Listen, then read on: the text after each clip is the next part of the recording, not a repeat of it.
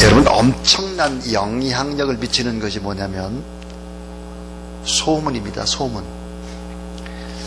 이 과거는 입에서 입으로 옛날에는 전해졌지만 이제는 소셜 네트워크 서비스라고 하는 SNS를 통해서 정말 빠르게 전달이 되죠. 첨단 마우스, 사람의 입과 컴퓨터의 마우스를 통해 순식간에 퍼져나가는 것입니다. 이렇게 빨리 증거되는데 갈등도 많고 혼돈도 많죠. 큰 혼란 속에서 사람들이 끙끙대며 간신간신히 위험천만하게 하루하루를 살아가는 것 같습니다. 사탄이 아담과 하와를 타락시킬 때 가장 먼저 공격한 것은 무엇일까? 마우스입니다. 마우스. 입입니다. 입. 선악을 알게 하는 나무의 열매를 먹으면 반드시 죽으리라. 반드시 죽으리라 그랬습니다. 이게 진리인데 이 진리를 소문의 수준으로 전락을 시킵니다. 소문. 이게 뭐냐면 혹시 죽을지도 모른다 하는 거죠. 혹시 죽을지도 모른대. 이게 나중에 어떻게 바뀔까? 그럴지도 모르지. 그러다가 그렇다더구만. 어쩌면 그럴 수도 있지. 이러다 나중에 어떻게 됐냐? 자, 반드시 죽으리라가 결코 죽지 아니하리라. 정령 죽지 아니하리라. 이렇게 바꿔져 버립니다. 여러분, 진리는 절대로 악에서 무너지지 않아요. 진리는 악 때문에 무너지지 않습니다. 이 진리는 타협의 소문으로 인해서 견고한 진리가 야금야금 무너지는 것입니다. 이 진리는 악에 의해서 무너지는 것이 아니에요. 작은 입소문들, 이런 것들이 결국은 야금야금 타협을 시켜가지고 나중에는 완전히 반대가 되도록 만드는 것이죠.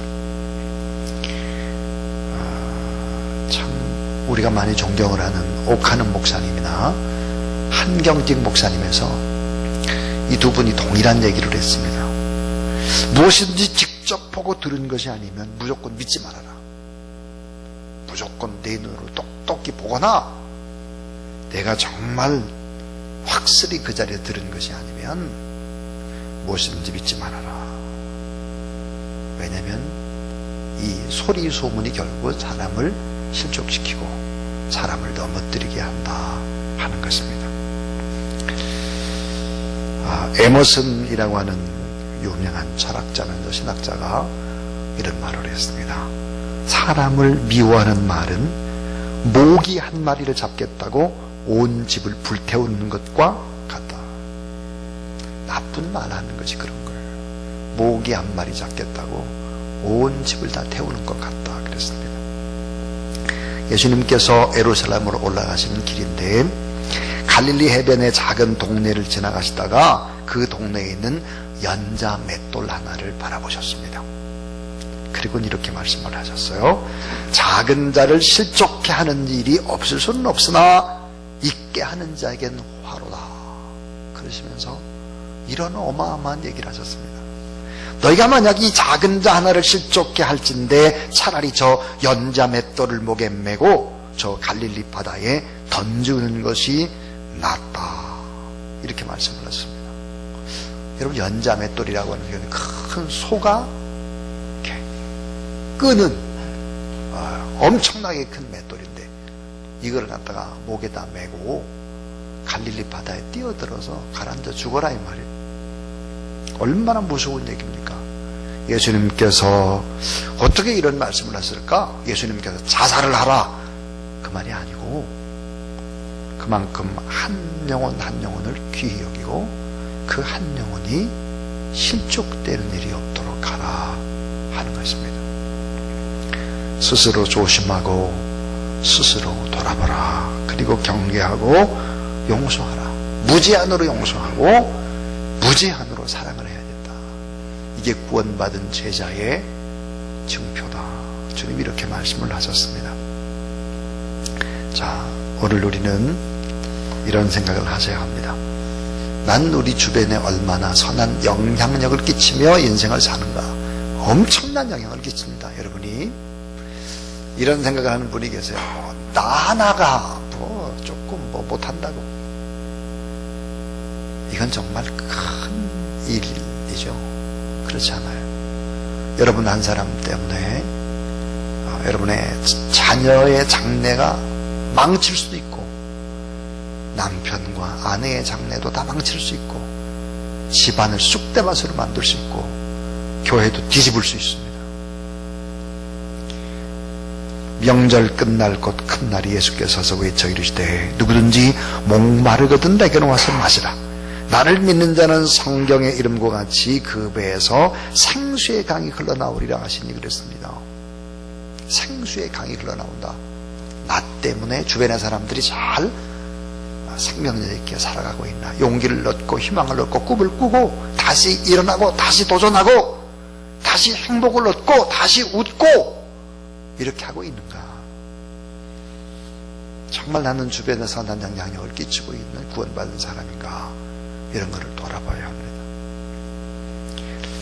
하나님 정말 살아계신가? 그렇다면 왜 많은 사람이 살아계신 하나님을 안 믿을까? 주 예수 그리스도는 정말로 내 안에 계시는가? 근데 왜 내 안에 계신 주님이 그렇게 내게 명확하게 말씀하시지 않고, 내가 좀 활짝 좀 정신 차리고 놀래도록 이렇게 좀 만들면 좋을 텐데 왜 내 안에 계신 주님이 잠잠할까?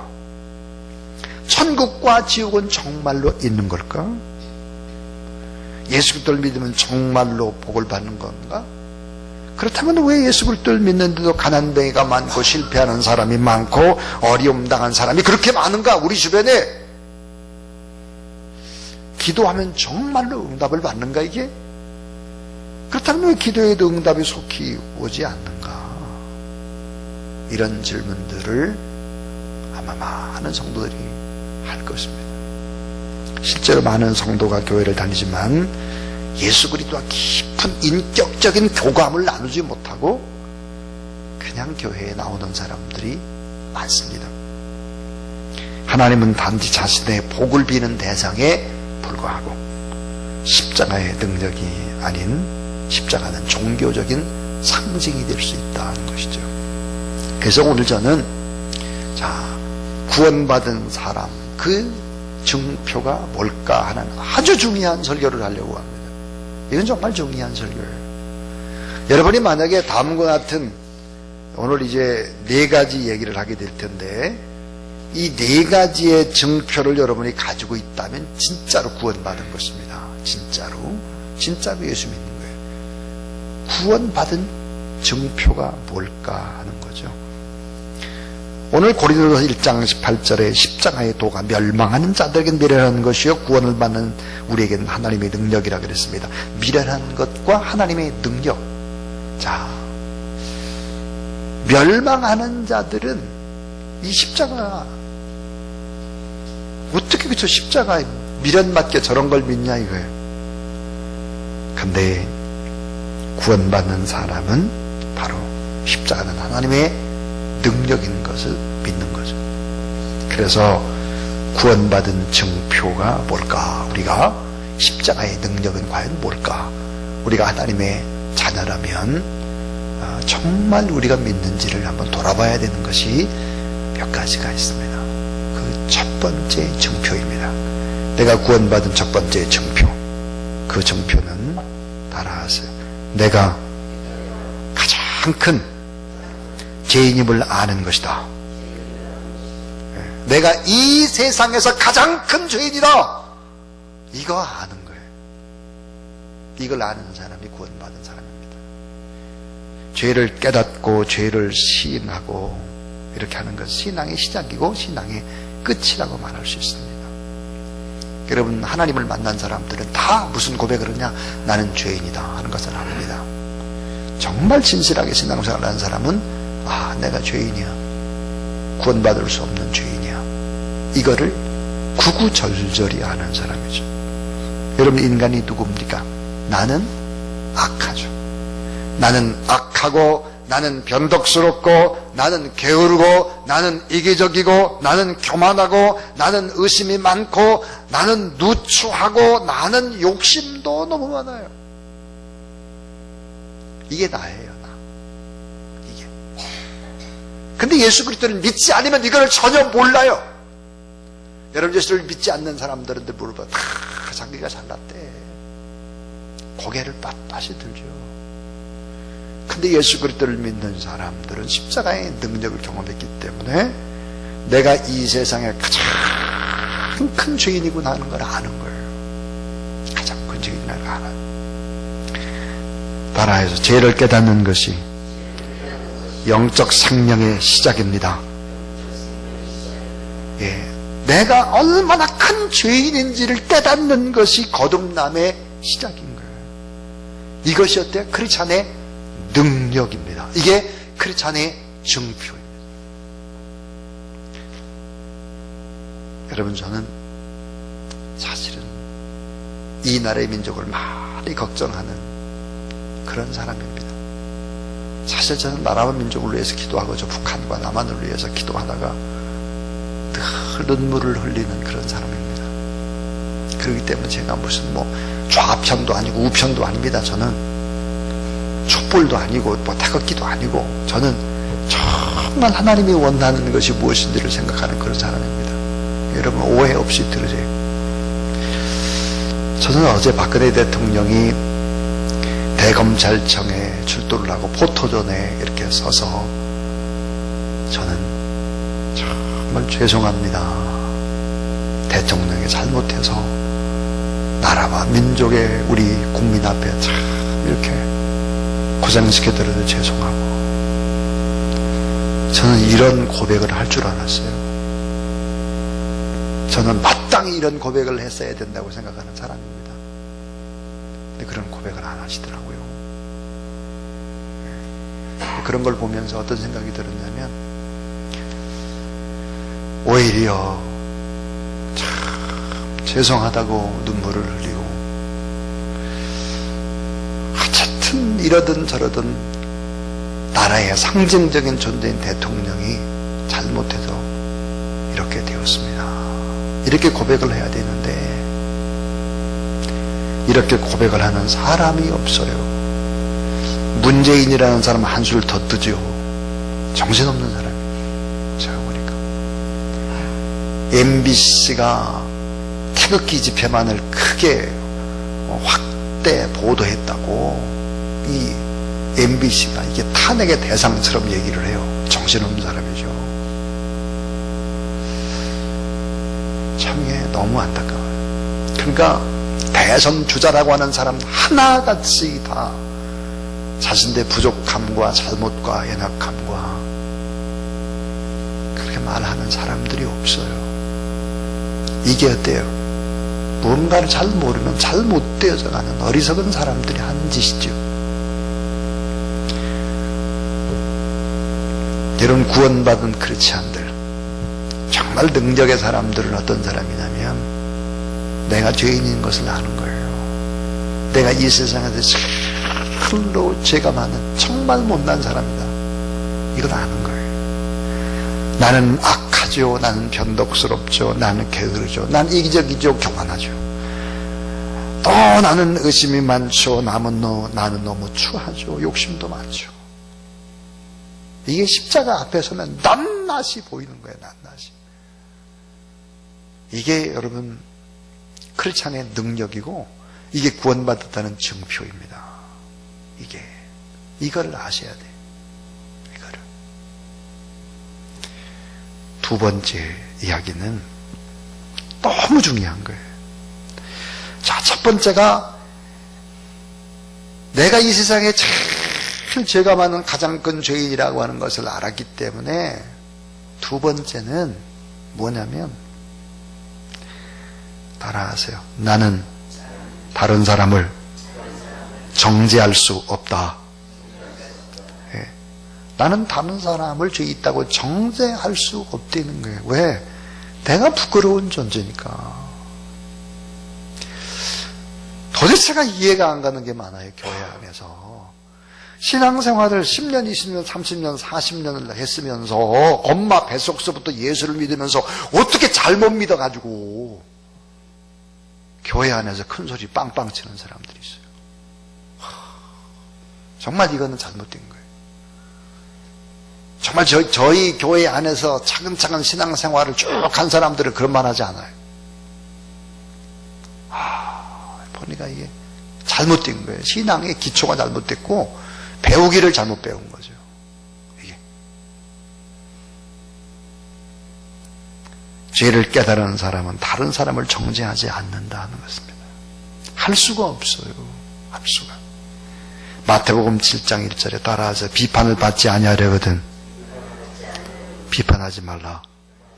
그리고 이렇게 되어요. 너희가 비판하는 그 비판으로 너희가 비판을 받을 것이요 너희가 헤아리는 그 헤아림으로 너희가 헤아림을 받을 것이니라.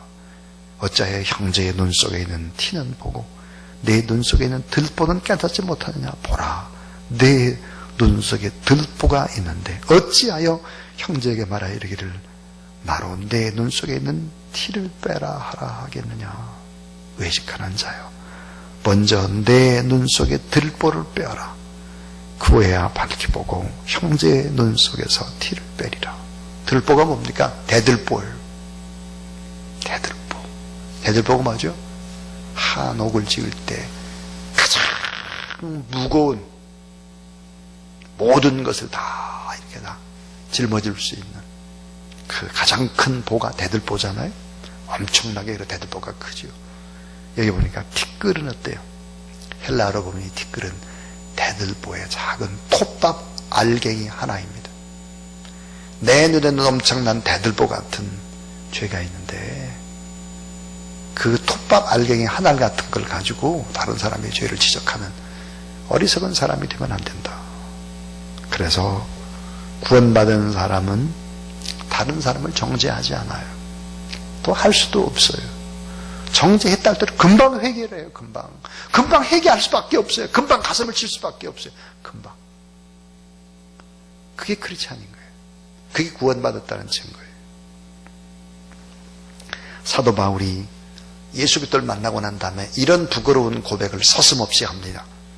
빌립보 3장 5절부터 6절에 나는 8일 만에 할례를 받고 이스라엘 족속의 베냐민 지파의 히브리인 중에 히브리인이요 율법으로는 바리새인이요 열심으로는 교회를 핍박하고 율법으로는 흠이 없는 자라. 근데 이런 사람인데 나는 어때? 죄를 보면 형편없는 죄인 중에 개수, 만삭되지 못한 자, 팔삭둥이, 형편없는 죄인이라는 거예요. 그렇게 고백을 합니다. 오늘 저는 손부흥 집사님이 점심 식사 후에 잠깐 제 방에 오셨어요. 그러면서 이런 얘기를 하셨습니다. 참 둘이 얘기를 하다가 너무 주님의 은혜 때문에 눈물이 났어요. 저도 울고 손부흥 집사님도 울고 같이 울었는데 그게 뭐냐면 이 손부흥 집사님이 요즘 보니까 여러 가지 종류의 차를 만듭니다. 근데 이 차를 가공하는 공장이 어딨냐면 남원에 있어요. 남원. 좋은 유기농 농산물을 가공해서 만들고 그걸 가지고 이제 우리 손봉 집사님이 이제 인터넷으로 팔고 옷도 파시고 이제 그렇게 합니다.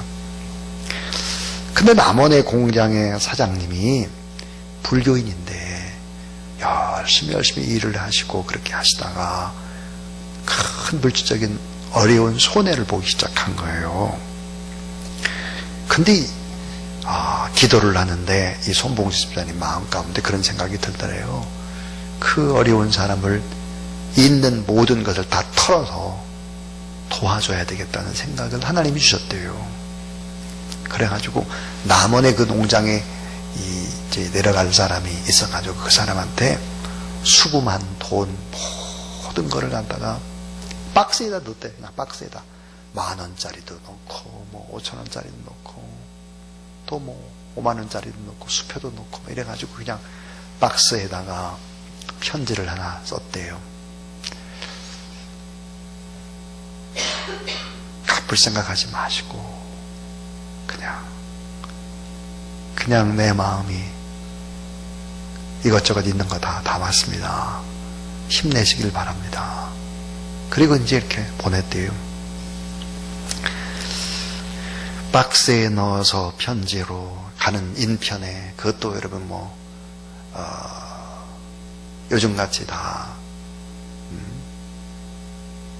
온라인으로 보낸다든지 통장으로 보내지 않고 그렇게 정성으로 보낸 거죠. 그 박스를 열어본 사장님이 펑펑 울고, 그리고는 서울에 있는 친구 사장한테 전화를 걸었대요. 그래가지고는 둘이 전화를 걸어가지고 만나가지고 그 편지를 서로 읽으면서 또 둘이가 펑펑 울었대요. 사장님이 그 편지를 코팅해서 붙여놓고, 우리 결코 잊지 말자, 이런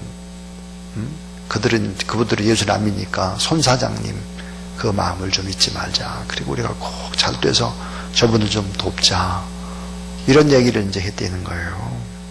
그리고는 하는 말이, 남원에 계신 사장님이 자기 친구한테 그렇게 얘기를 했다고 그럽니다. 나는 손 사장이 교회를 가자고 하면 난 따라갈 거야. 그냥 손 사장이 믿는 하나님이라면 나 믿고 싶어. 불교인 둘이가 그런 거예요. 그 얘기를 듣는데 참 마음이 너무너무 좋았습니다. 결국은 복음이 뭘로 증거되느냐? 삶으로 증거되는 복음이라는 게. 삶으로. 우리가 삶으로 증거되는 복음, 이런 선한 영향력이 삶으로 증거되어 줄 수 있기를 주의 이름으로 축원합니다. 여러분의 자녀가 여러분의 뒷모습을 보고, 여러분의 살아가는 모습을 보고, 안 믿는 불신자가 보고, 손 사장님이 믿는 하나님은 난 그냥 믿을 거야. 우리 선생님이 믿는 하나님은 난 그냥 믿을 거야. 우리 장로님, 권사님, 집사님 믿는 하나님이라면 내 믿을 거야. 이렇게 여러분 선한 주변의 사람들에게 영향력을 끼치며 살아가는 그런 여러분이 될 수 있기를 주의 이름으로 축원합니다. 구원받은 사람의 증표가 뭐냐? 내가 정말 죄인이구나. 형편없는 죄인이구나 내가. 이걸 아는 거예요. 두 번째는 이걸 알기 때문에 다른 사람을 막 정죄하고 지적하고 막 그렇게 하는 것이 아니에요. 할 수가 없어요. 이걸 해도 금방 회개를 해요. 왜? 내 안에 성령이 계시고 내 안에 주님이 계시기 때문이죠. 이게 구원받은 사람의 증표예요. 세 번째는 따라해주세요. 완전한 용서와 사랑을 확신하는 믿음. 자, 완전한 용서와 완전한 사랑을 확신하는 거예요. 완전한 용서, 완전한 사랑. 하나님의 놀라운 사랑, 자기 아들까지 내어주신 그 사랑. 그래서 시편 32편 1절에 허물의 사함을 받고 자신의 죄가 가려진 자는 복이 있도다 그랬습니다. 세상 죄를 지고 가는 하나님의 어린 양, 우리의 모든 죄를 대신해 죽으신 예수 그리스도.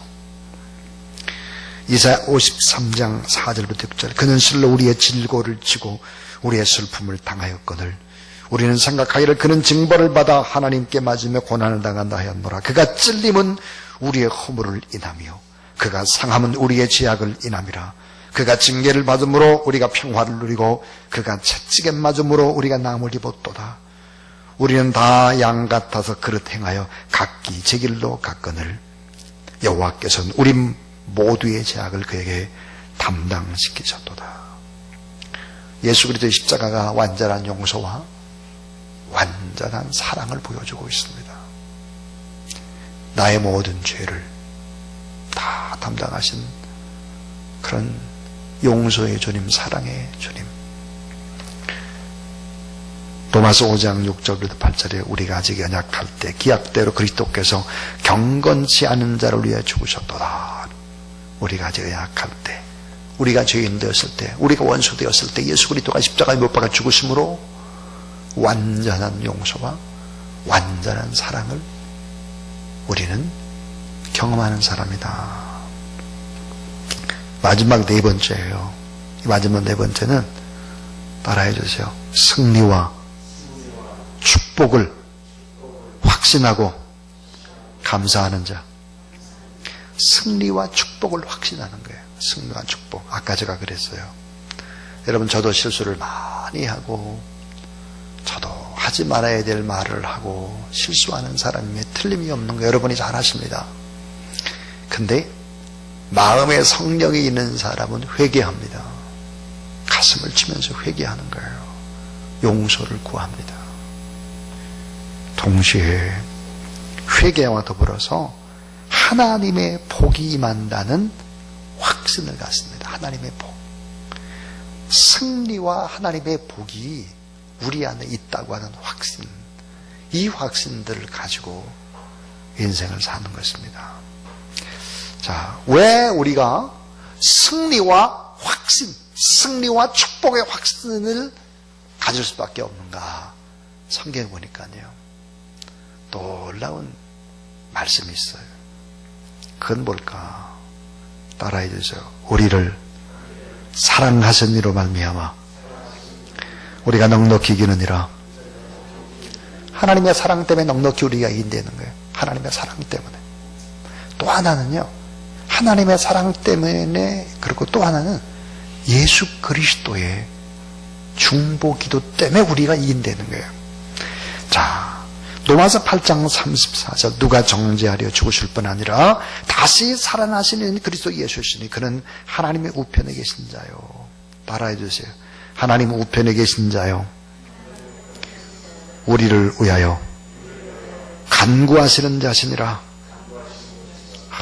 하나님 우리를 너무너무 사랑하실 뿐만 아니라 예수 우리이 하나님 보호자 우편에 지금도 우리를 위해서 간구하는 거예요. 간구가 뭡니까?